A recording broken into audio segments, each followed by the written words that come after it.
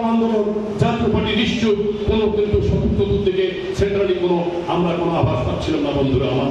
এমনি একটি মুহূর্তে আমাদের পার্টির চেয়ারম্যান সিএমপির মহোদয় নির্দেশ দিয়েছিল, সেদিন আমাদের মাঝে আকাশের ধ্রুব তারার মতো আমাদের মাঝে মুস্তাফিজুর রহমান মুস্তাফা যেভাবে সিদ্ধান্ত নিয়ে আমাদের ওই ছাত্র সমাজকে, আমার ওই স্বেচ্ছাসেবককে, আমার ওই শ্রমিক পার্টিকে যেভাবে আন্দোলনে নামিয়েছিল, আমি আজকে তাকে এই প্রতিনিধি সম্মেলনে আমি তাকে স্যালুট জানাই মুস্তাফিজুর রহমান মুস্তাফা সাহেব।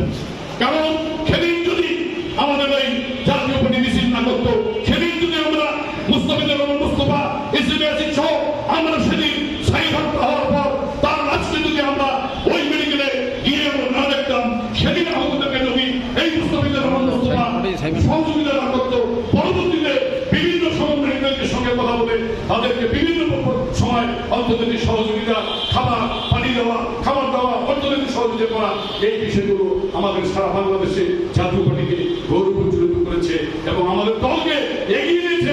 এবং ব্রিটিশ সরকারের বিরুদ্ধে আমরা যে ভূমিকা পালন করেছি, আমরা কিন্তু একটা ভূমিকার কারণে আজ পর্যন্ত আমরা জাতীয় পার্টি সুন্দরভাবে মিছিল মিটিং এবং আজকের এই প্রতিনিধি সম্মেলনে আমরা সবাই হাজির হয়ে কথা বলতে পারছি।